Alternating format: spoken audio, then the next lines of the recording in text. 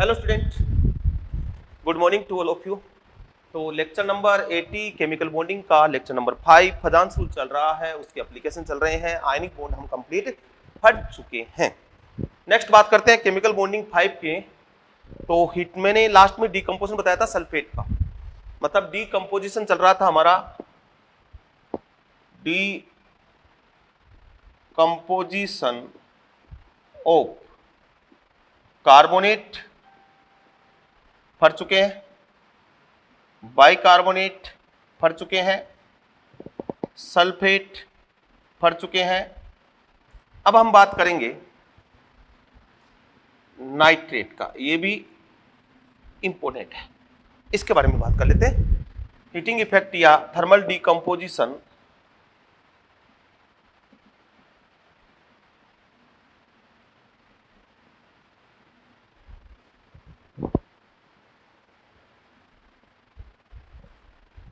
Of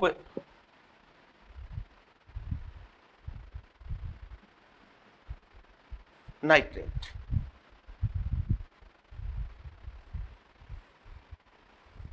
NO3 minus.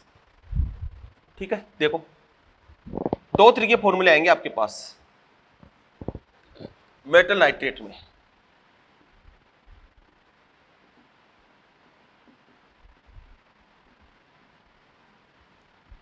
ये हो सकता है आपको केमिकल बॉन्डिंग वाले पार्ट में इनके क्वेश्चन नहीं मिले, क्योंकि ये PS ब्लॉक है, तो कंसेप्ट मुझे कनेक्ट करना है, इसलिए यहां बता रहा हूं मैं। MnO3 मेटल कौन नहीं होना चाहिए? सोडियम, पोटेशियम, रूबिडियम और सीजियम नहीं होना चाहिए। और कोई भी हो भैया, गरम करो गरम करो गरम करो, बनेगा M2ONO2 प्लस O2। बैलेंस कर लेना, बैलेंस करना आना चाहिए। NO2 पैरामैग्नेटिक,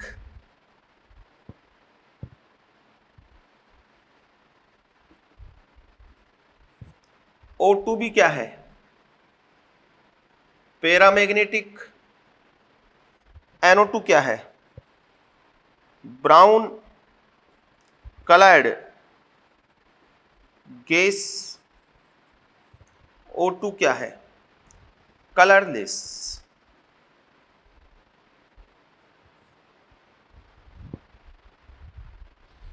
अब अगर MnO3 और इसको हीट किया और यहां मेटल हुआ, मेटल सोडियम, पोटेशियम, रूबिडियम और सीजियम, ये वाले हुए, इसको हीट करोगे तो MnO2 प्लस हाफ O2 क्या बन जाएगा? Metal nitrite. आगे इसको और हीट करोगे, ये डेल 2 दिया, ये डेल 1 दिया, और del 2 is greater than del 1, तो ये टूट जाएगा मेटल ऑक्साइड और N2 में। मतलब मैं ये कहना चाह रहा हूं कि NaNO3 KNO3 RbNO3 CSNO3 upon heating do not give NO2 gas. NO2 तो है नहीं यहां पे, देख लो आपके सामने, कहां NO2 आया है बताओ?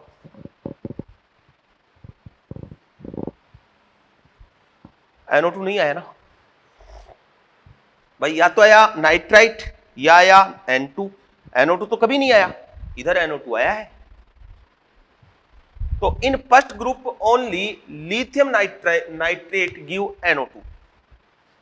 In first A only LiNO3 give NO2 gas upon heating. एक तो ये, दूसरा ये हुआ MnO3 का होल ट्वाइस, तो इसमें कोई सा भी हो, ये भी टूटेगा तो देगा MO plus NO2 plus O2। NO2 आ रही है, पैरामैग्नेटिक गैसेज आ रही है, दोनों ही कलर्ड है, ये कलरलेस होती है, O2 कलरलेस होती है।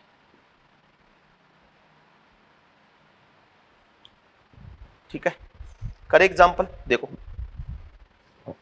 AgNO3 heat Ag2O NO2 plus O2 और ये भी टूट जाता है किसमें, Ag और हाफ O2 में। NO2 बनाने के मेथड चल रहे हैं भैया। PbNO3 हीट PbO NO2 और O2, HgNO3 heat HgO plus NO2 plus O2 और ये भी टूट जाता है किसमें, Hg प्लस O2। ये हो गया नाइट्रेट का हीटिंग इफेक्ट। क्लियर? बस अब बता दिया, अब समझ में आना चाहिए क्या कंसेप्ट लग रहा है, सब में इसी वजह से आपको करना है। इसके बाद बात करते हैं heating effect of ammonium salt. ये वाला भी बहुत इंपॉर्टेंट है।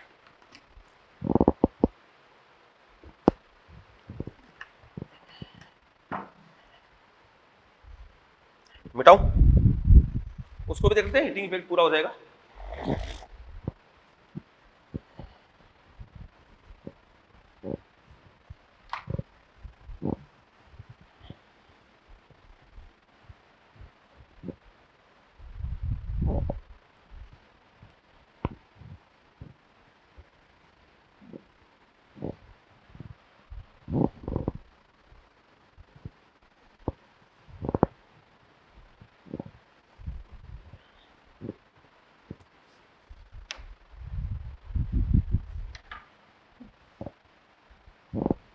Heating effect,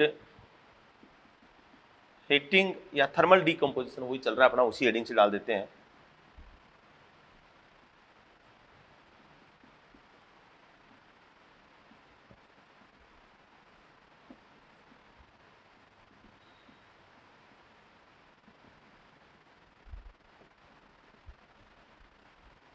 ammonium salt, ammonium किसको बोलते हैं, NH4 प्लस को, इसको अमोनियम सॉल्ट बोलते हैं। तो यहां NH4 और ये जेड, ये पॉजिटिव और ये नेगेटिव, इसको हीट करोगे तो यहां पे NH4 और ये जेड, जेड अगर आपका नॉन ऑक्सीडाइजिंग है तो हीट करोगे तो NH3 गैस बाहर आएगी और ZH बन जाएगा साइड में। यदि NH4 और ये Z, ये पॉजिटिव और ये नेगेटिव, और Z जो है वह है ऑक्सीडाइजिंग,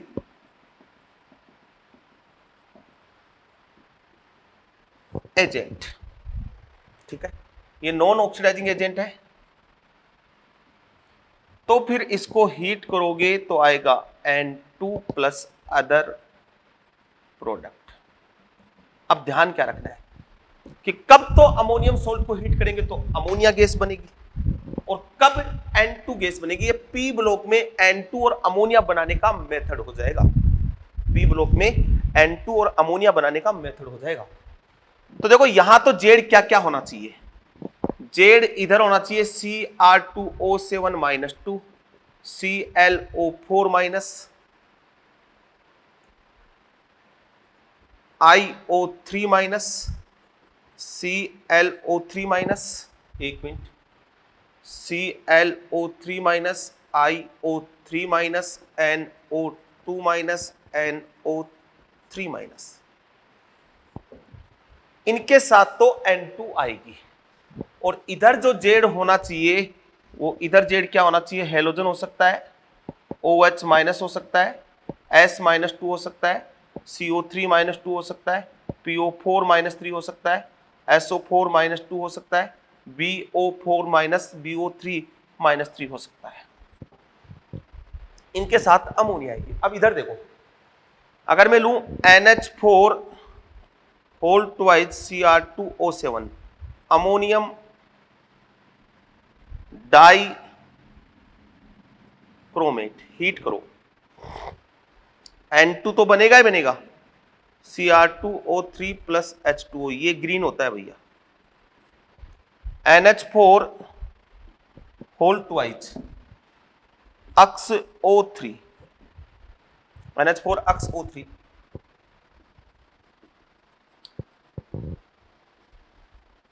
अक्स बराबर Cl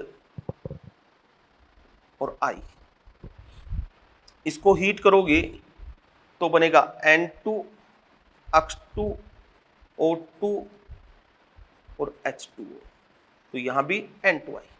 मेनली ध्यान रखना है इनका दो का,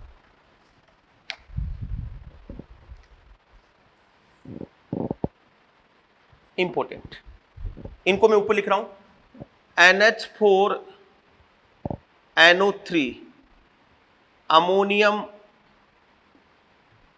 नाइट्रेट और NH4 NO2 अमोनियम नाइट्राइट, इसको हीट करोगे तो बनेगा N2 प्लस N2O प्लस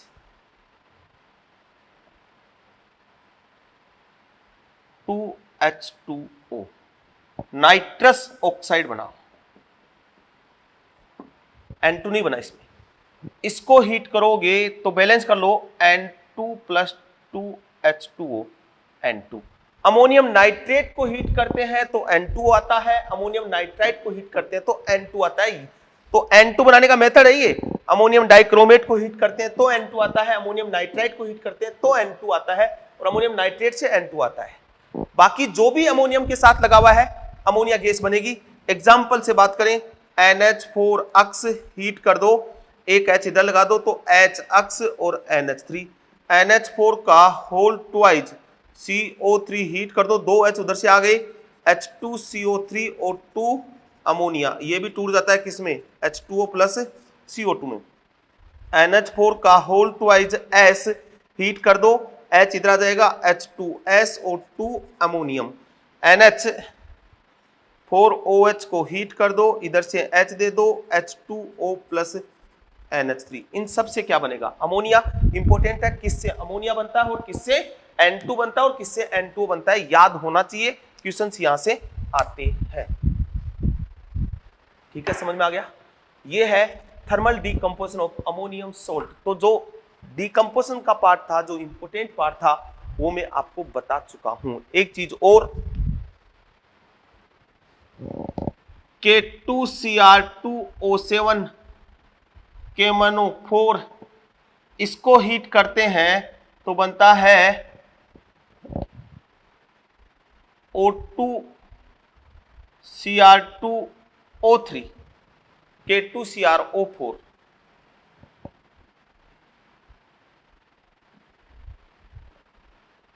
इसको हीट करते हैं तो O2 K2MnO4 प्लस MnO2, तो पोटेशियम डाइक्रोमेट को हीट करते हैं तो O2 रिलीज हुई, पोटेशियम परमंगनेट को हीट किया तो भी O2 रिलीज हुई, और यहां अमोनियम डाइक्रोमेट को हीट किया तो N2 हुई।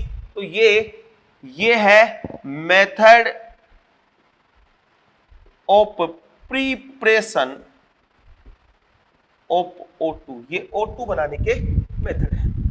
ठीक है, अब इसके बाद हम देखते हैं सोल्यूबिलिटी। ठीक है, नोट करो। तो कंटिन्यू करते हैं, अब सोल्यूबिलिटी की बात करते हैं कि सोल्यूबिलिटी का कंसेप्ट क्या है।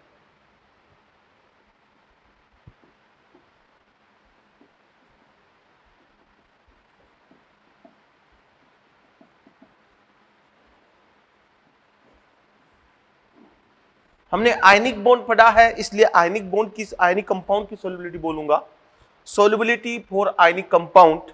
और आयनिक कंपाउंड की अगर सोल्यूबिलिटी आपको चेक करनी है तो देखो, एक प्रिंसिपल हम पढ़ते हैं, पहले दो तीन नॉर्मल कंसेप्ट है सोल्यूबिलिटी के लिए, उनकी बात कर लेते हैं। हमने एक कंसेप्ट आप देखते हो कि like dissolve like,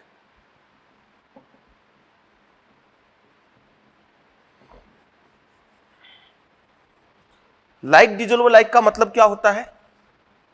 polar molecule soluble in polar solvent. Polar molecule soluble in polar solvent और नॉन पोलर और less polar soluble in non polar and और लेस पोलर सॉल्वेंट। मतलब पोलर मॉलिक्यूल है तो वो पोलर सॉल्वेंट में dissolve हो जाएगा, नॉन पोलर और लेस पोलर है तो वो नॉन पोलर और लेस पोलर में सोल्यूबल हो जाएगा। तो पोलर सॉल्वेंट कौन सा होता है? Polar solvent. पोलर सॉल्वेंट होता है जिसका डायपोल मोमेंट जीरो नहीं हो, वो पोलर सॉल्वेंट होता है। और जैसे H2O है, एल्कोहल है, HF है, CH3COH है, दीज आर पोलर सॉल्वेंट। ये पोलर सॉल्वेंट है, ठीक है। नॉन पोलर सॉल्वेंट कौन से हुए?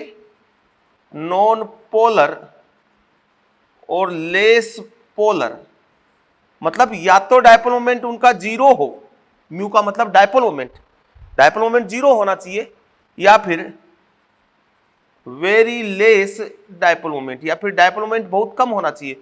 इसमें आते हैं ऑर्गेनिक सॉल्वेंट, इसमें आते हैं ऑर्गेनिक सॉल्वेंट। और ऑर्गेनिक सॉल्वेंट में मैं बात करूं तो जैसे बेंजीन है, CCl4 हो गया, पिरिडीन हो गया। पिरिडीन का डायपोल मोमेंट है बट बहुत कम डायपोल मोमेंट होता है। ये वाले ऑर्गेनिक सॉल्वेंट हो गए, नॉन पोलर है। अब नॉन पोलर कंपाउंड या लेस पोलर कंपाउंड होते हैं। Covalent compound are non polar या फिर लेस पोलर। मतलब covalent compounds are less polar या फिर नॉन पोलर। और आयनिक कंपाउंड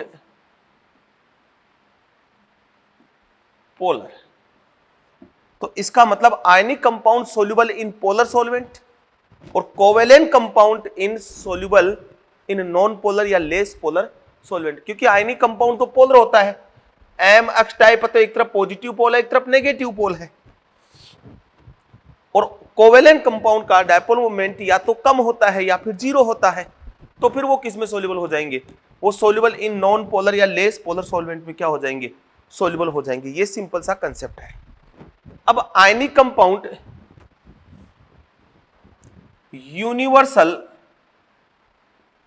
सॉल्वेंट हम मान के चलते हैं H2O को, कि जब आपको कुछ नहीं दिया हुआ और पूछा इनकी सोल्युबिलिटी ऑर्डर बताओ, तो इसका मतलब उसने सॉल्वेंट वाटर की बात कर रहा है। जब पर्टिकुलर सॉल्वेंट लिखे तभी आपको उस सॉल्वेंट की तरफ जाना है, अदरवाइज सॉल्वेंट नहीं लिखा हुआ और उसके बाद अगर सोल्युबिलिटी की बात कर रहा है तो आपको यही मान के चलना है कि सॉल्वेंट जो है वो वाटर है।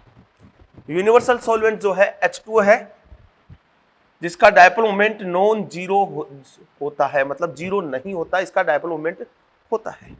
तो हम यहां बात कर रहे हैं डेफिनेटली आयनिक कंपाउंड की।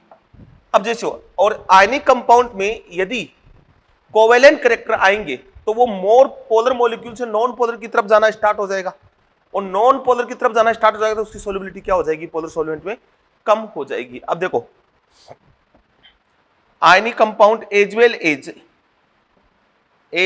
As covalent character in ionic compound increase.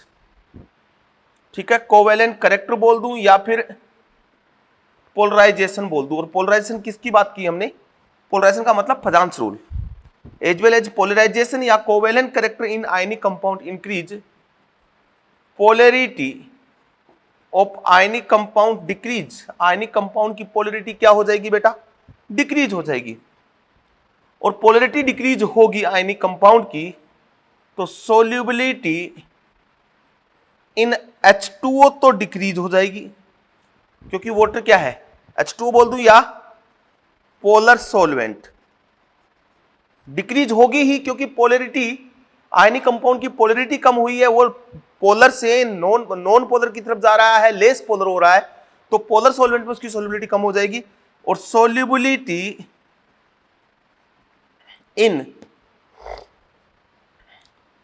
Non polar या फिर ऑर्गेनिक सॉल्वेंट, ये सारे ऑर्गेनिक सॉल्वेंट है, में क्या हो जाएगी, इंक्रीज हो जाएगी। ये वाला कंसेप्ट है सोल्युबिलिटी का। अब उसके बाद भी क्वेश्चन सोल्युबिलिटी के सोल्व होते नहीं है, क्योंकि यहां बहुत सारी प्रॉब्लम क्रिएट हो जाती है। इसके बाद भी क्वेश्चन सोल्व नहीं होते हैं, क्योंकि यहां बहुत सारी प्रॉब्लम क्रिएट हो जाती है। देखो कैसे मिटाऊं, देखना, कोई भी आयनिक कंपाउंड आपने लिया,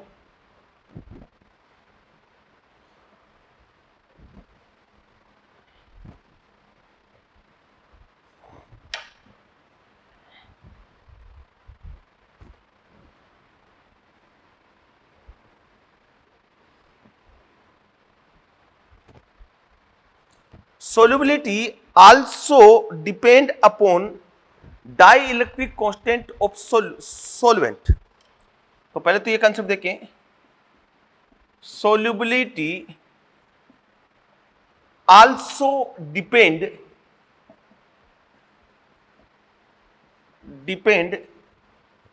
upon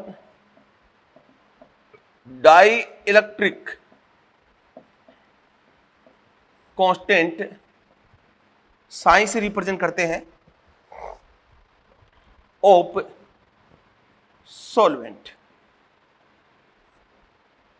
as well as dielectric constant value of solvent increase. जैसे जैसे डाइइलेक्ट्रिक कांस्टेंट की वैल्यू सॉल्वेंट की इंक्रीज होगी, attraction between ions in ionic compound becomes weak. तो आयनिक कंपाउंड्स के बीच में, आयनिक कंपाउंड में जो आयंस है उनके बीच का अट्रैक्शन कम हो जाएगा, वीक, एंड सोल्यूबिलिटी इंक्रीज, और सोल्यूबिलिटी क्या हो जाएगी, इंक्रीज हो जाएगी। तो डाइइलेक्ट्रिक कांस्टेंट की वैल्यू पे भी डिपेंड करता है। अगर किसी सॉल्वेंट का डाइइलेक्ट्रिक कांस्टेंट ज्यादा है तो वो अच्छा सॉल्वेंट है। Solubility also depend upon dielectric constant of solvent, solvent की डाइइलेक्ट्रिक कांस्टेंट की वैल्यू कितनी है। जैसे मैं ये लूं H2O2, H2O सब पोलर सॉल्वेंट है, HF, H2O2, H2O, CH3OH, ये सब पोलर सॉल्वेंट है, सबका डायपोल मोमेंट नॉन जीरो है। C6Hi बेंजीन C6H6 और एयर सॉरी, अगर इनके डाइइलेक्ट्रिक कांस्टेंट की वैल्यू देखूं तो H2O2 का डाइइलेक्ट्रिक कांस्टेंट आता है 98, HF का आता है 91, H2O का आता है 80, इसका आता है 35, इसका 2.3 और इसका आता है 1। ठीक है, H2O2 का 91, ये डाइइलेक्ट्रिक कांस्टेंट की वैल्यू है। तो आप देखो कि H2O का डाइइलेक्ट्रिक कांस्टेंट 80 है, H2O का डाइइलेक्ट्रिक कांस्टेंट 91 है। तो इस डाइइलेक्ट्रिक कांस्टेंट की वैल्यू से यह पता लग रहा है कि H2O2 is better solvent comparative to H2O। भाई इन तीनों से तो H2O है ही, क्योंकि इसका डाइइलेक्ट्रिक कांस्टेंट है, but H2O2 have high value of dielectric constant, but this is not used as a solvent because its instability and oxidizing nature। H2O2 का no doubt dielectric constant value high है, जैसा मैंने आपको value बताया है, but फिर भी हम इसको सॉल्वेंट की तरह यूज में नहीं लेते हैं बिकॉज इसकी अनस्टेबिलिटी है, ये अनस्टेबल होता है और ये ऑक्सीडाइजिंग नेचर का होता है, तो हो सकता है सोल्यूबल ना हो कंपाउंड, उसका ऑक्सीडेशन कर दे, इसलिए H2O2 को हम यूज में नहीं लेते हैं। ठीक है। In organic solvent ionic compound do not soluble, in organic solvent ionic compound do not soluble because these have low value of dielectric constant, क्योंकि इनकी डाइलेक्ट्रिक कांस्टेंट की वैल्यू क्या होती है, कम होती है, इसलिए ऑर्गेनिक सॉल्वेंट में आयनिक कंपाउंड सोल्यूबल नहीं होते। ये तो हुई थ्योरी, कंसेप्ट है सोल्यूबिलिटी का, बट थ्योरी से क्वेश्चन सोल्व नहीं होते हैं। सोल्यूबिलिटी छोटा टॉपिक नहीं है, नीट में बहुत ही लिमिटेड सोल्यूबिलिटी में आपको बताने वाला हूं, आईटी का बहुत बड़ा टॉपिक है ये, और सोल्यूबिलिटी के क्वेश्चन करना बच्चों का खेल नहीं है, ये भी बता देता हूं मैं, क्योंकि सोल्यूबिलिटी बहुत सारे फैक्टर पे डिपेंड करती है। वो कैसे करती है देखना इधर। ये थ्योरी हो गई इसके रिगार्डिंग।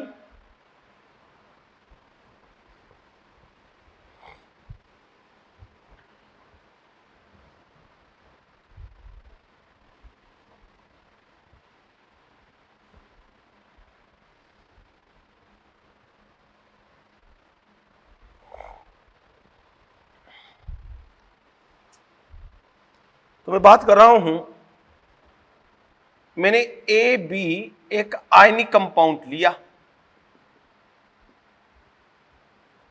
और ये सॉलिड है, और H2O में सोलेंट मानता हूं, इसको H2O एक्सेस में डाला तो बना A प्लस एक्वस और B माइनस एक्वस।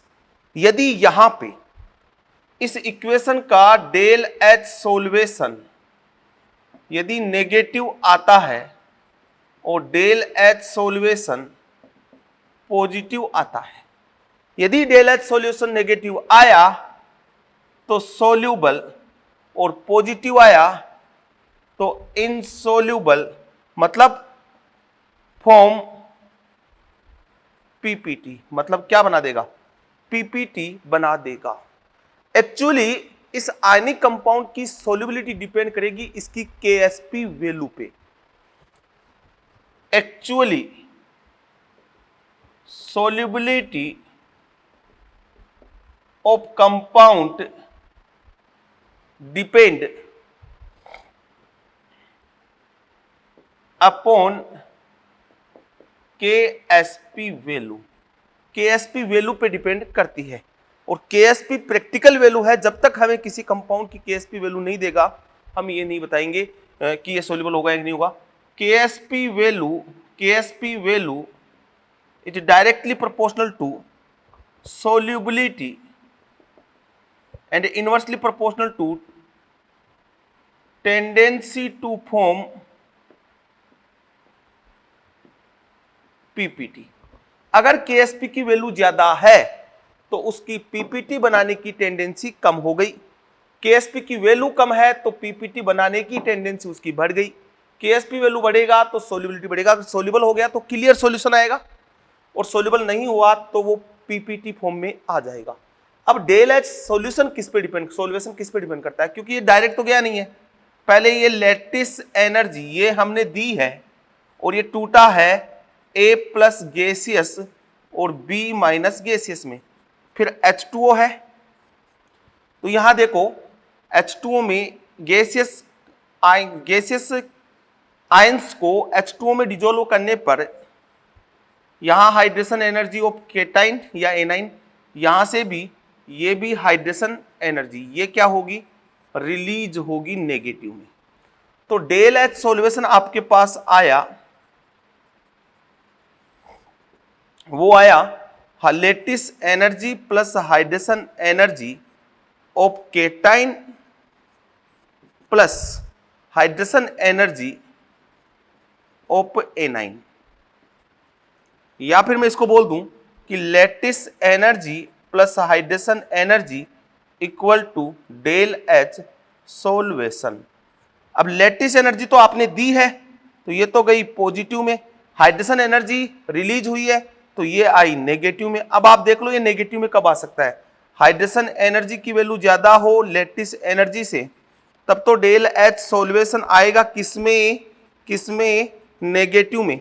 और यदि लेटिस एनर्जी की वैल्यू ज्यादा है हाइड्रेशन एनर्जी से, तो डेल एच सॉल्वेशन आएगा पॉजिटिव में।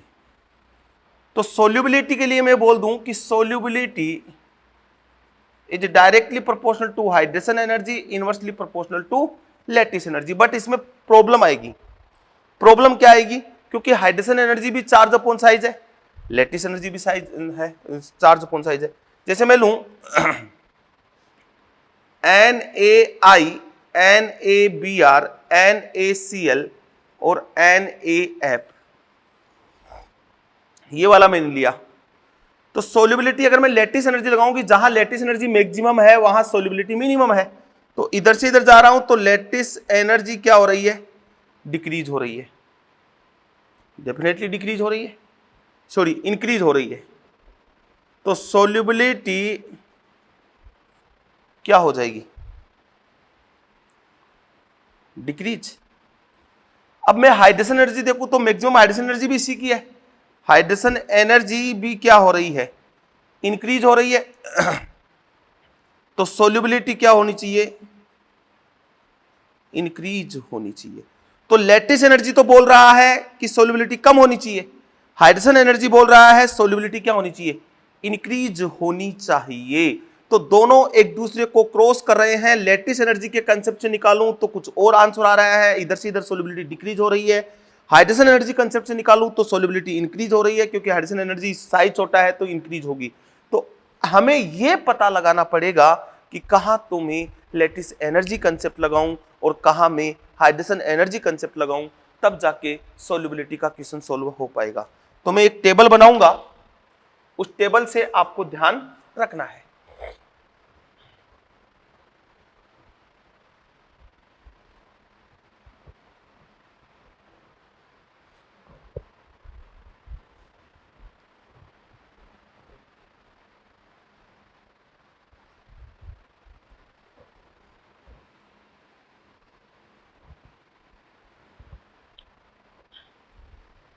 देखो, how to decide order of solubility, solubility का ऑर्डर हम कैसे डिसाइड करें।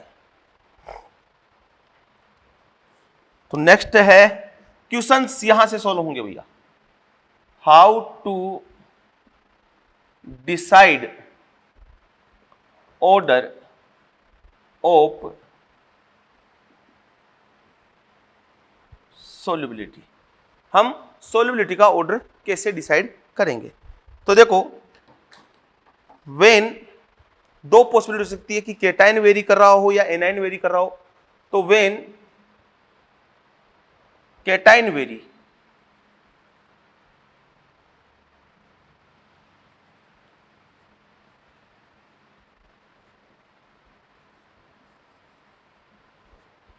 केटाइन आपका वेरी कर रहा हो, या फिर cation are different and anion are same.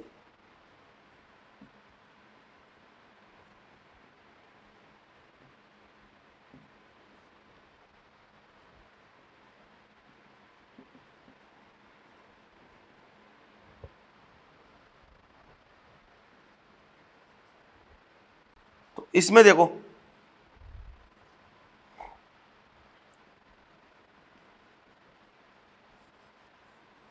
First A का केटाइन हो, मतलब एस ब्लॉक के फर्स्ट ग्रुप का केटाइन हो और वो वेरी कर रहा हो, तो फर्स्ट ग्रुप के केटाइन के साथ टॉप टू बॉटम जाते हैं, तो सोल्यूबिलिटी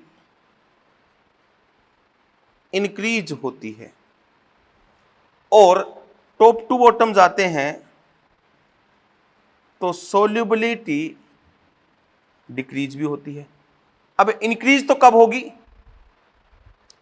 और डिक्रीज कब होगी? तो मैं बोल रहा हूं विथ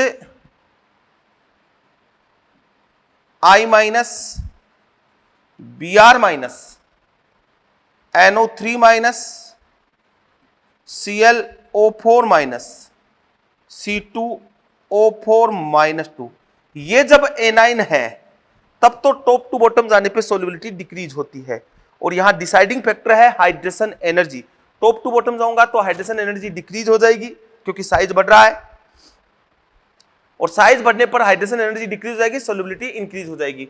तो इनके साथ विथ ये एनाइन है अगर फर्स्ट ए के साथ, तब तो टॉप टू बॉटम जाने पे सोल्युबिलिटी क्या हो जाएगी? डिक्रीज हो जाएगी। तो यहां पे मैं बोल दूं डिसाइडिंग फैक्टर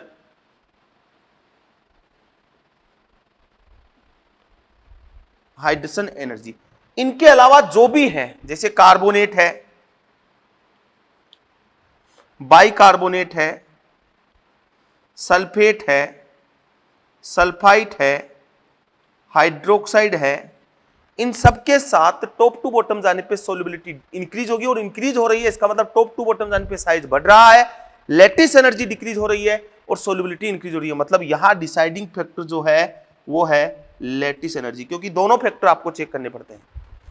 तो ये फर्स्ट ग्रुप के कैटायन की मैंने बात की कि आपको यही ध्यान रखना है कि फर्स्ट ग्रुप में टॉप टू बॉटम जाने पर लाइक ओनली विथ केवल इनके साथ फर्स्ट ग्रुप में टॉप टू बॉटम जाने पे सोल्युबिलिटी डिक्रीज होती है, बाकी हर जगह क्या होगी? इंक्रीज होगी। क्लियर? सेकंड ग्रुप की बात करते हैं, सेकंड ए कैटायन। सेकंड ए कैटायन की बात करूं तो टॉप टू बॉटम जाने पर सोल्युबिलिटी डिक्रीज होती है। डिक्रीज हुई है इसका मतलब डिसाइडिंग फैक्टर कौन बेटा? हाइड्रेशन एनर्जी देखा है।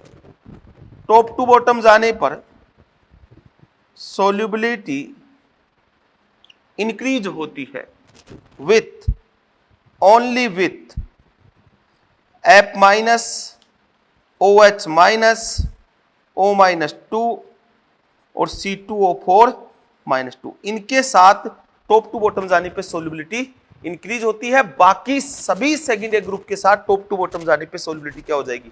डिक्रीज हो जाएगी। क्लियर? अब इस पे देखो क्वेश्चन देखते हैं हम, उसके बाद आपका कंसेप्ट क्लियर हो जाएगा। जैसे मैं लूं LiF, NaF, KF, RbF और CSF। First group cation very, और इनके वाला नहीं है, इनके साथ तो डिक्रीज होती है, बाकी सबके साथ क्या होती है? इंक्रीज होती है। तो इधर से इधर जाऊंगा तो सोल्युबिलिटी इंक्रीज। अब अगर मैं लूं Li, NaI, KI, RbI, CSI, तो इनके साथ टॉप टू बॉटम जाने पे सोल्युबिलिटी क्या हो जाएगी? डिक्रीज हो जाएगी, क्योंकि I माइनस आता है तो सोल्युबिलिटी क्या होती है? डिक्रीज होती है। अब जैसे इधर से इधर ये तो ऑर्डर हो गया, LiF तो होता ही इनसोल्युबल है। LiF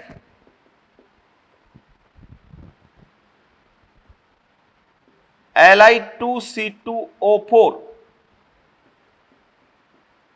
Li3PO4 और Li2O, these are insoluble। एक तो पूछे कौन सोल्यूबल है कौन इनसोल्यूबल है, ये कंसेप्ट अलग चीज है। मैंने हाउ टू डिसाइड ऑर्डर, आपको कंपाउंड दे दिया और ऑर्डर पूछा कि सोल्युबिलिटी बढ़ेगी या घटेगी, तो मैं बोल रहा हूं टॉप टू बॉटम डिक्रीज। तो हो सकता है लास्ट वाला सोल्यूबल होता होगा तो कम हो, या हो सकता है लास्ट वाला सोल्यूबल हो ही ना। तो ये ऑर्डर डिसाइड कर रहे हैं कि इधर से इधर सोल्युबिलिटी डिक्रीज हुई है, उससे ये पता नहीं चलेगा कि कौन सोल्यूबल है कौन नहीं सोल्यूबल है। तो मैंने ये बोला कि LiF लिथियम के ये जो सोल्ट है दीज आर इनसोल्युबल, ये इनसोल्युबल होता है, और ये ऑर्डर भी हमें बता रहा है कि इधर से इधर सोल्युबिलिटी इंक्रीज हो रही है, तो LiF नेचुरली इनसोल्युबल हुआ। अब ये सोल्युबिलिटी क्या हुई है, डिक्रीज हुई है, तो हो सकता है CSI इनसोल्युबल हो, या फिर सोल्युबल होता भी हो तो इनके कंपैरिजन में कम सोल्युबल हो। ठीक है, अब एक चीज और, LiCl कोवेलेंट होता है, soluble, highly soluble in H2O, water में भी हाईली सोल्यूबल होता है, और highly soluble in pyridine and acetone.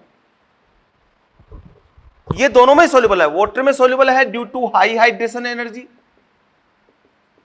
और इनमें pyridine और एसीटोन दोनों ही ऑर्गेनिक सॉल्वेंट है ड्यू टू कोवेलेंट करेक्टर, और होता भी ये कोवेलेंट ही है, इसलिए ये दोनों में भी सोल्यूबल हो गया।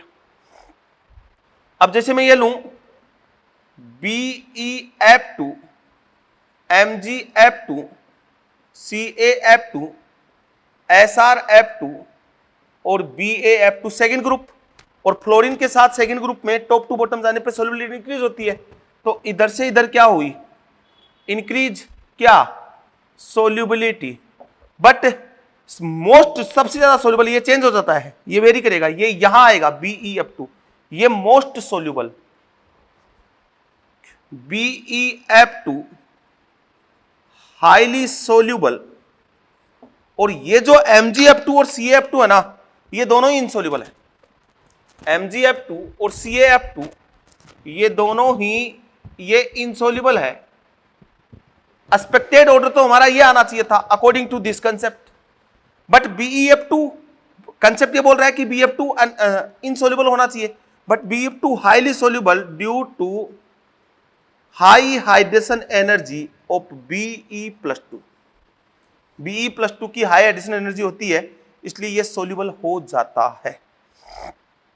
क्लियर? सेम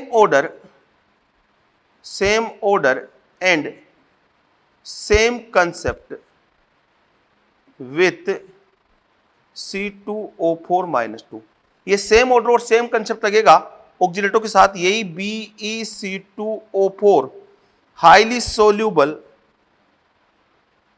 इन वाटर, ये वाटर में हाईली सोल्यूबल होता है, सेम कंसेप्ट लगेगा ये भी। क्लियर? तो केटाइन वेरी कर रहा हो तो इस ऑर्डर को फॉलो करना है, और होपफुली ऑर्डर फॉलो कर भी लोगे आप, कोई प्रॉब्लम नहीं है। ठीक है, नेक्स्ट देखें।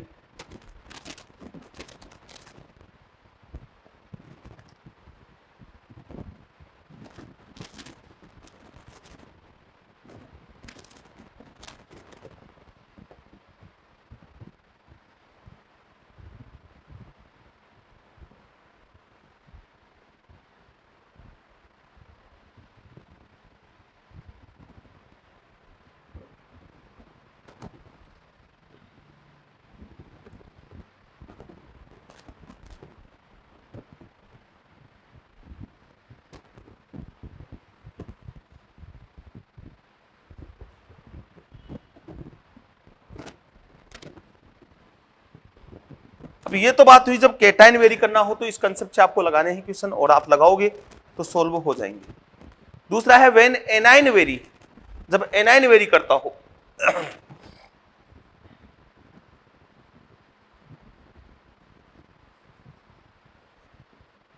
मतलब हुआ anion are same but cation are different, anion sorry cation are same but anion are different, ये वाला हुआ। तो देखो with S block cation, S block cation के साथ, और with P and D block cation, with S block cation और with P and D block cation. S block cation के साथ अगर एनाइन वेरी कर रहा है तो रेडियाई डिफरेंस, यदि radii difference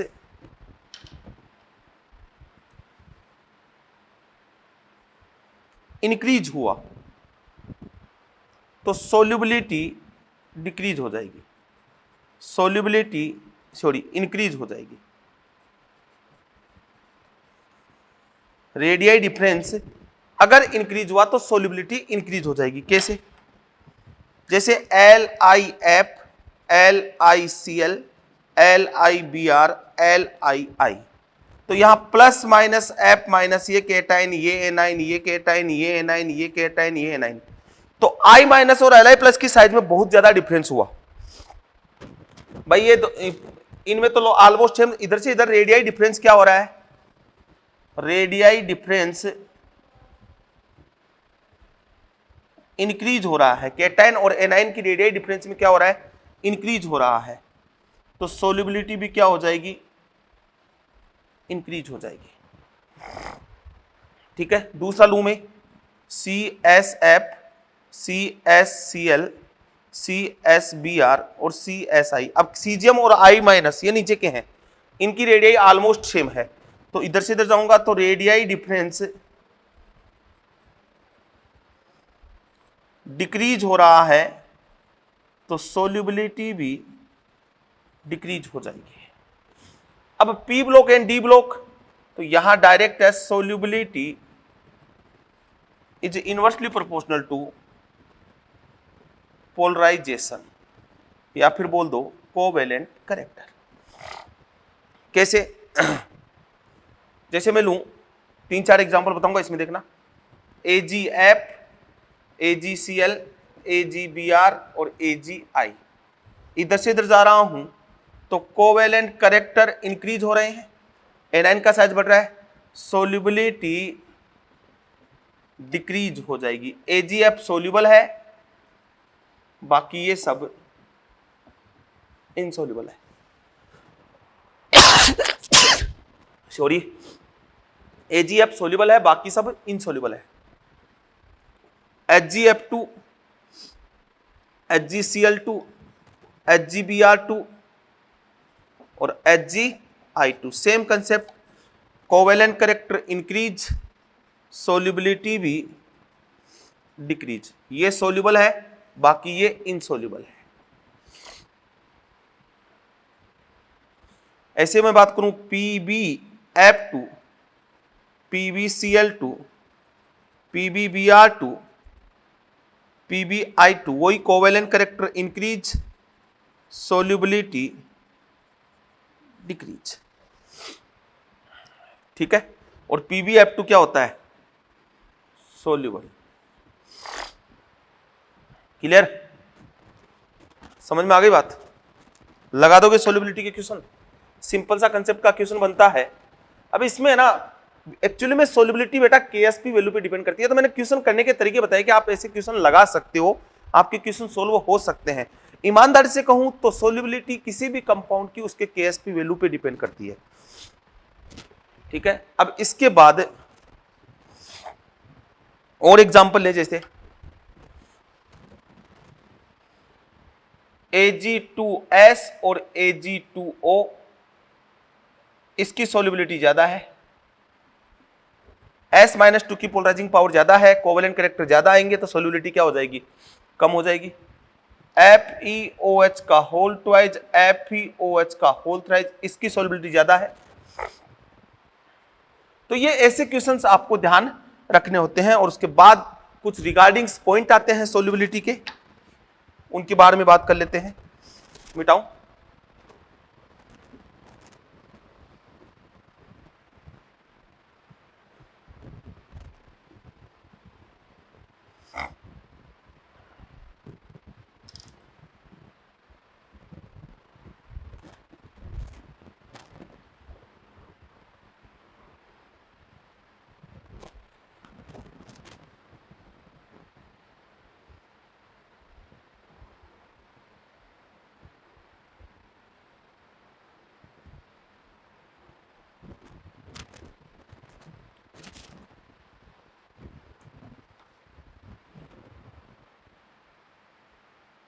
points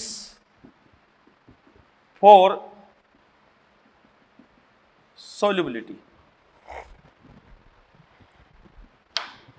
All metal sulfate are soluble. All metal sulfate are soluble. सभी मेटल सल्फेट सोल्यूबल है एक्सेप्ट CaSO4, SrSO4, BaSO4, ये तो सेकंड ग्रुप के हो गए, plus PbSO4. First A and second A sulphide SO3-2 are soluble. Other metal sulfide insoluble.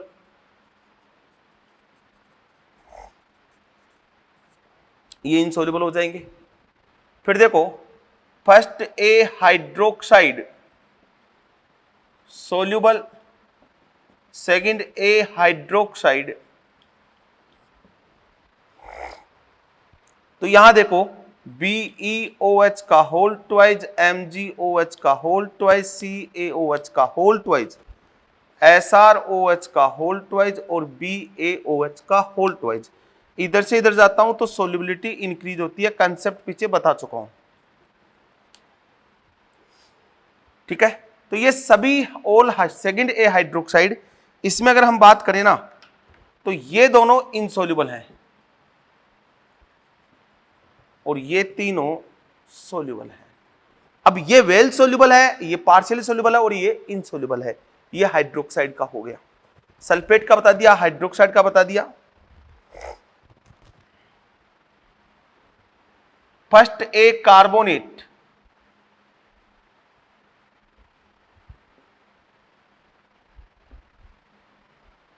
Soluble, second A carbonate, second ए के carbonate की बात करें तो वो इनसोल्यूबल, होते हैं. ठीक है, और बता दूं CaF2, MgF2, LiF, ये तीनों ही इनसोल्यूबल है हेलाइड. CuX, X बराबर Cl Bri, ये भी इनसोल्यूबल है. HgX2, X बराबर Cl Bri, ये भी इनसोल्यूबल है. PbX2, X बराबर Cl Bri, ये भी इनसोल्यूबल है. AgX, X बराबर Cl Bri, ये भी इनसोल्यूबल है. ये हैलाइड के रिगार्डिंग कंसेप्ट मैंने बताया कि कौन से सोल्यूबल है, कौन से इनसोल्यूबल है. ठीक है,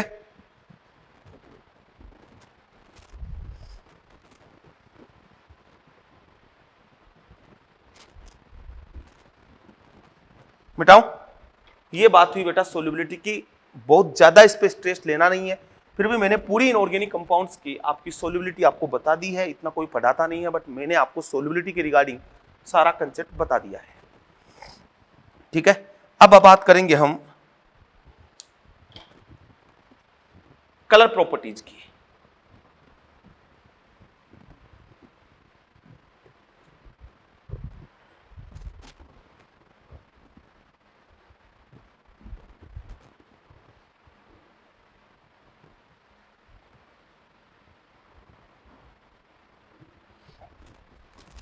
नेक्स्ट एप्लीकेशन है आयनिक कंपाउंड का, वो है colour properties.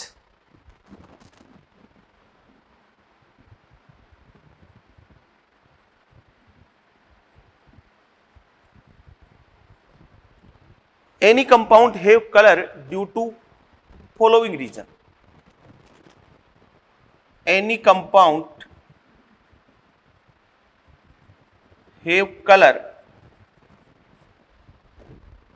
Due to following reason. कोई भी कंपाउंड कलर शो कर रहा है तो उसमें कोई ना कोई एक रीजन हुआ है, जैसे डी ट्रांजिशन की वजह से शो कर रहा है,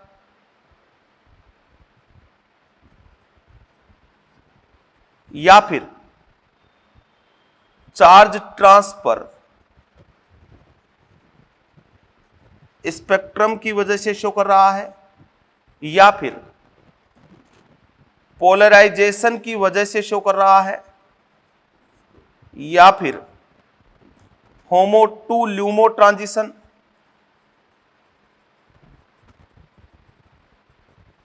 इसकी वजह से शो कर रहा है, या फिर एपसेंट्रिक की वजह से शो कर रहा है। मतलब कोई भी कंपाउंड कलर शो करता है ना, तो वो कलर इसलिए शो कर रहा है कि इनमें से कोई एक ना एक कारण उसमें हुआ है, इसलिए वो कंपाउंड कलर शो कर रहा है। D transition D block compound कौन होगा? D block compound and coordination compound. D block compound हो सकता है या फिर कोऑर्डिनेशन कंपाउंड हो सकता है। D0 and D10 configuration having ion do not have color, do not have DD transition. ये ध्यान रखना, D0 और D10 कॉन्फ़िगरेशन वाले कभी भी DD ट्रांजिशन नहीं रखेंगे। चार्ज ट्रांसफर स्पेक्ट्रम की बात करूं तो इसमें आएगा K2Cr2O7 शो करता है, KMnO4 शो करता है, CrO2Cl2 शो करता है, Cr2O3 शो करता है। ये सब जो कलर आए हैं इनमें ये कलर्ड है, ये चार्ज ट्रांसफर स्पेक्ट्रम की वजह से आए हैं। पोलराइजेशन की वजह से बहुत सारे हैं, AgI, AgBr, PbBr2, PbI2, HgI2, SnI4, SnI2, ये जो कलर आए हैं वो आए हैं पोलराइजेशन की वजह से। HOMO to LUMO transition colour show करते हैं हेलोजेंस, इसकी वजह से। एपसेंटर NaCl ZNO, ये एपसेंटर की वजह से कलर शो करते हैं। तो मुझे ये पॉइंट तो जैसे जैसे आएंगे टॉपिक में वैसे वैसे पढ़ने हैं। मुझे यहां बात करनी है पोलराइजेशन की। किसकी बात करनी है? पोलराइजेशन की बात करनी है। ठीक है, देखो मिटाऊं।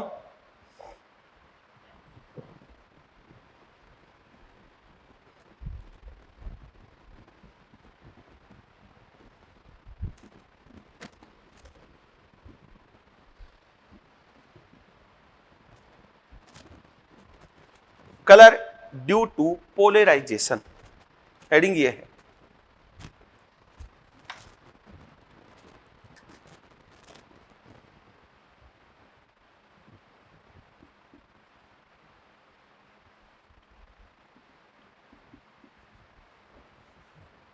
देखो पहले कलर साइकिल देखो। कलर दो प्रकार का होता है, कि स्पेक्ट्रल कलर होता है, ठीक है, एक विजिबल कलर होता है। कलर टू टाइप का होता है, स्पेक्ट्रल कलर और एक होता है visible colour. Spectral colour, colour of light absorbed by sample, और colour of light seen by naked eye. Visible colour मतलब जो कलर हमें दिखाई देता है वो विजिबल कलर है। स्पेक्ट्रल कलर जिस कलर की लाइट को सैंपल ने एब्जॉर्ब किया है। जब लाइट आएगी तो सैंपल एक कलर की लाइट को एब्जॉर्ब करेगा और हमें कलर कौन सा दिखाई देगा उसको बोलेंगे विजिबल कलर, या फिर मैं बोल दूं ऑब्जर्व कलर, और इसको बोलते हैं एब्जॉर्ब्ड कलर।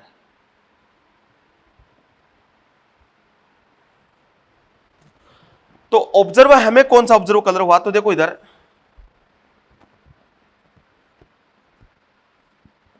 ये पढ़ते हम विबग्योर,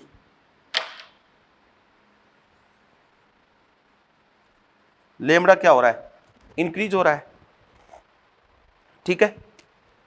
अब इधर से इधर अगर उसने वोयलेट कलर की लाइट को एब्जॉर्ब किया तो कलर दिखाई देगा येलो, रेड को किया है तो ग्रीन, और ग्रीन को किया है तो रेड, ब्लू को किया है तो ऑरेंज, और ऑरेंज को किया है तो ब्लू। ये कलर साइकिल है। अगर किसी सैंपल ने रेड कलर की लाइट को एब्जॉर्ब किया है तो हमें कलर दिखाई देगा ग्रीन, ग्रीन को किया है तो हमें कलर दिखाई देगा रेड, अगर ऑरेंज को उसने एब्जॉर्ब किया तो कलर दिखाई देगा हमें ब्लू, ब्लू को किया है तो उसने हमें कलर दिखाई देगा ऑरेंज। ये कलर साइकिल है।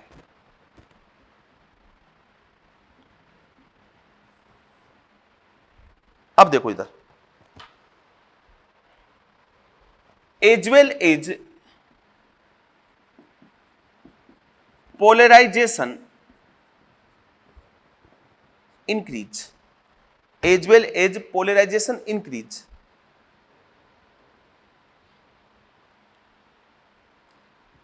Energy difference between cation and anion decrease. जैसे जैसे पोलराइजेशन इंक्रीज होगा, कैटाइन और एनाइन के बीच का एनर्जी डिफरेंस डिक्रीज होगा, क्योंकि कैटाइन एनाइन के इलेक्ट्रॉन क्लाउड को अपनी तरफ क्या करेगा, अट्रैक्ट करेगा। और energy, if energy colour intensity, colour intensity क्या हो जाएगी, इंक्रीज हो जाएगी। For colour energy difference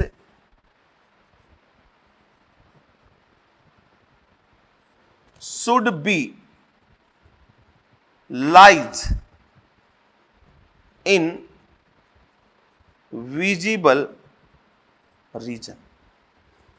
colour के लिए जो कैटाइन और एनर्जी का डिफरेंस है वो विजिबल रीजन में लाइज होना चाहिए। अगर विजिबल रीजन में लाइज नहीं हुआ तो फिर कलर हमें नहीं दिखाई देगा।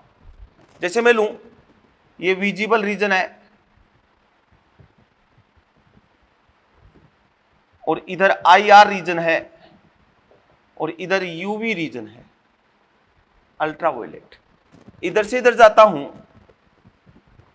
तो एनर्जी इंक्रीज होती है और लेमड़ा डिक्रीज होता है। तो अगर एनर्जी डिफरेंस बहुत ज्यादा हो गया तो IR रीजन में चला जाएगा, कलर शो नहीं करेगा। एनर्जी डिफरेंस बहुत कम हो गया तो UV रीजन में चला जाएगा, तो भी कलर शो नहीं होगा। इसलिए एनर्जी डिफरेंस कैटाइन और एनाइन के बीच का एनर्जी डिफरेंस किस में होना चाहिए, विजिबल रीजन में होना चाहिए, तभी हमें कलर शो होगा। For colour energy difference should lies in visible region. अब देखो 18+2 electron and 18 electron configuration having compound generally having cation generally have color due to polarization। 18+2 electron and 18 electron configuration having cation generally have color due to polarization। जैसे मैं लूं AgBr AgI, ये होता है dark yellow और ये होता है येलो। तो ये कलर शो हुआ है क्योंकि Br माइनस और I माइनस की पोलराइजिंग पावर बहुत ज्यादा है, पोलराइजेबिलिटी बहुत ज्यादा है। इधर से इधर जा रहा हूं तो पोलराइजेशन क्या हो रहा है, इंक्रीज हो रहा है, तो कलर इंटेंसिटी भी क्या हो रही है, इंक्रीज हो रही है। PbBr2 PbI2, ये येलो, ये dark yellow. SnI2 red, SnI4 dark red, ZnS HgS white, ZnS CdS HgS। ZnS white होता है, CdS येलो होता है और HgS ब्लैक होता है। तो ये बता सकते हैं कि अगर ये येलो कलर शो कर रहा है तो इसका स्पेक्ट्रल कलर क्या है। AGBR का स्पेक्ट्रल कलर क्या है, येलो कलर शो कर रहा है तो इसका स्पेक्ट्रल कलर है वोलेट। ठीक है, तो इधर से इधर जाऊंगा तो AGBR और AGI बोले इनका लेमड़ा किसका ज्यादा है, तो इधर से इधर गया तो लेमड़ा ऑब्जर्व की बात कर रहा है या एब्जॉर्ब की बात कर रहा है। लेमड़ा एब्जॉर्ब, जैसे मैंने बोला लेमड़ा ऑब्जर्वर्ड, तो ये डार्क येलो है, या मैं 2 ये ले लेता हूं,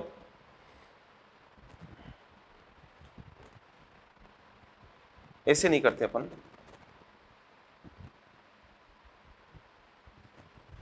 तीन कलर है, ब्लू, ग्रीन, एक ब्लू है, एक ग्रीन है, एक येलो है। तो इधर से इधर जा रहा हूं तो लेमड़ा ऑब्जर्वर्ड इंक्रीज हो रहा है, देखो। बट अगर लेमड़ा एब्जॉर्ब की बात करूं तो भैया जिसने ब्लू कलर दिखाया था उसने किस कलर की लाइट को ऑब्जर्व किया था, ये ऑरेंज। ग्रीन जो कर रहा है उसने किसको किया था, रेड को। और जो येलो कर रहा है उसने किसको किया था, एब्जॉर्ब किसको किया, ब्लू कलर आया तो ऑरेंज को किया, ग्रीन आया तो रेड को किया, येलो आया तो वोलेट को किया। अब लेमड़ा एब्जॉर्ब का ऑर्डर सबसे ज्यादा किसका है, रेड का। ठीक है, सबसे ज्यादा रेड का। उसके बाद लेमड़ा इसी का ज्यादा है। ठीक है, तो और उसके बाद रेड के बाद आएगा ऑरेंज का, उसके बाद वोलेट का। तो ये तो है लेमड़ा ऑब्जर्व का कलर।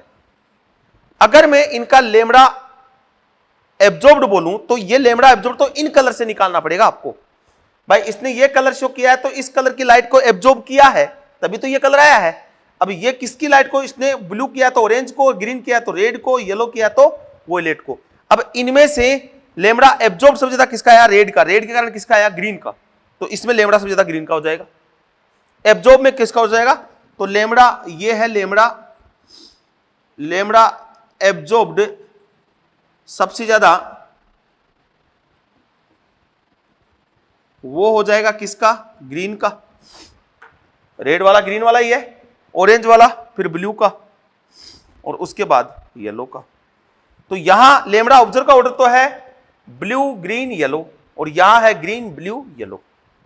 ठीक है, ऐसे क्वेश्चंस बनते हैं। तो ये कलर इंटेंसिटी मैंने बहुत दी, ये भी इस पे डिपेंड करती है। क्लियर। अब उसके बाद प्रॉपर्टीज ऑफ आयनिक कंपाउंड, ये तो थे पदांश रूल के एप्लीकेशन। और उसके बाद प्रॉपर्टीज ऑफ आयनिक कंपाउंड, और आयनिक कंपाउंड की प्रॉपर्टीज जो है वो सबको आती है, आप मॉड्यूल से रीड करोगे। किससे रीड करोगे, मॉड्यूल से रीड करोगे।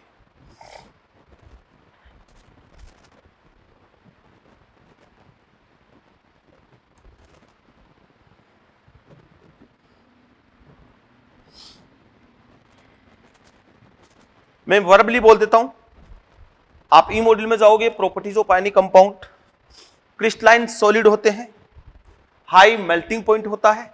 ठीक है, क्रिस्टलाइन सॉलिड होते हैं, हाई मेल्टिंग पॉइंट होता है, वाटर में जनरली सोल्यूबल हो जाते हैं। दूसरा, सॉलिड स्टेट में कंडक्टिविटी शो नहीं करते क्योंकि आयंस के बीच में अट्रैक्शन होता है, फ्री आयंस नहीं होते, इसलिए सॉलिड स्टेट में कंडक्टिविटी शो नहीं करते। सॉलिड स्टेट में इंसुलेटर होते हैं। बट फ्यूज्ड और एक्वस सॉल्यूशन में ये कंडक्टिविटी शो करते हैं क्योंकि वहां आयंस फ्री हो जाते हैं। बट फ्यूज्ड में कंडक्टिविटी एक्वस के कंपैरिजन में क्या रहेगी, कम रहेगी। फिर आयनिक कंपाउंड आइसोमेरिज्म शो नहीं करते क्योंकि नॉन डायरेक्शनल बॉन्ड होता है, इसलिए बोला non directional bond. Ionic compound isomerism show नहीं करते हैं, but ionic compound isomorphism show करते हैं। आइसोमॉर्फिज्म का मतलब क्या होता है? Different compound, different ionic compound have same crystalline structure. Ionic compound तो डिफरेंट है, बट उनकी क्रिस्टलाइन स्ट्रक्चर क्या होनी चाहिए? सेम होनी चाहिए। जैसे मैं लू NaCl और MgO।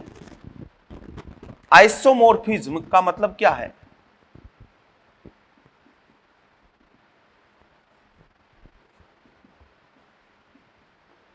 Different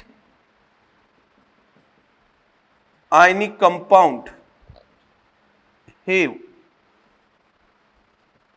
same crystalline structure।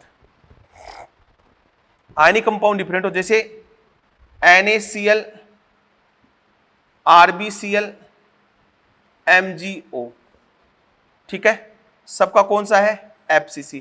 तो ये आइसोमॉर्फस है। CHCl नहीं है, क्योंकि इसका कौन सा होता है? BCC होता है। तो कंडीशन फॉर आइसोमॉर्फिज्म, आइसोमॉर्फिज्म के लिए कंडीशन क्या होनी चाहिए? कंडीशन फॉर आइसोमॉर्फिज्म, आइसोमॉर्फिज्म के लिए क्या कंडीशन होनी चाहिए? Have same type formula. पहली कंडीशन है इनका फॉर्मूला टाइप सेम होना चाहिए। जैसे AB टाइप, तो जैसे NaCl है, KCl है, RbCl है, BeO है, MgO है, ये AB टाइप हो गए। या फिर AB2 टाइप, जैसे BeCl2 है, ठीक है, ये AB2 टाइप हो गया। एंड KO2 है, ये AB2 टाइप फॉर्मूला हो गया। तो पहली कंडीशन है हैव सेम टाइप फॉर्मूला। दूसरा, हैव, फॉर्मूला सेम होते ही आइसोमॉर्फिज्म हो जरूरी नहीं है। Have same radius ratio. उनका रेडियस रेशियो क्या होना चाहिए? सेम होना चाहिए। तो मैं बोलूं, मैंने बोला कि NaCl, KCl, RbCl और MgO, दीज आर, ये आइसोमॉर्फिज्म है। सेम रेडियस रेशियो, इनका रेडियस रेशियो क्या होता है? सेम। किस में जाते हैं ये सब? FCC में। जैसे CHCl है, इसका रेडियस रेशियो इसके सेम नहीं होता, तो ये इनके साथ आइसोमॉर्फिज्म नहीं है। ये क्या रखता है? BCC, have same radius ratio. तीसरा है इफ पॉलीएटॉमिक एनाइन,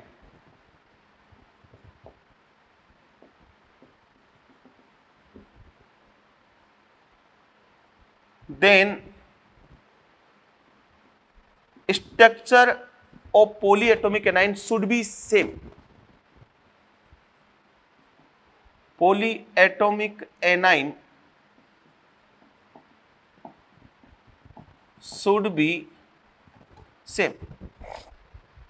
जैसे मैंने लिया NaClO4 और KClO4, तो ये हो गए KMnO4 और ये NaClO4, तो ये भी हो गए।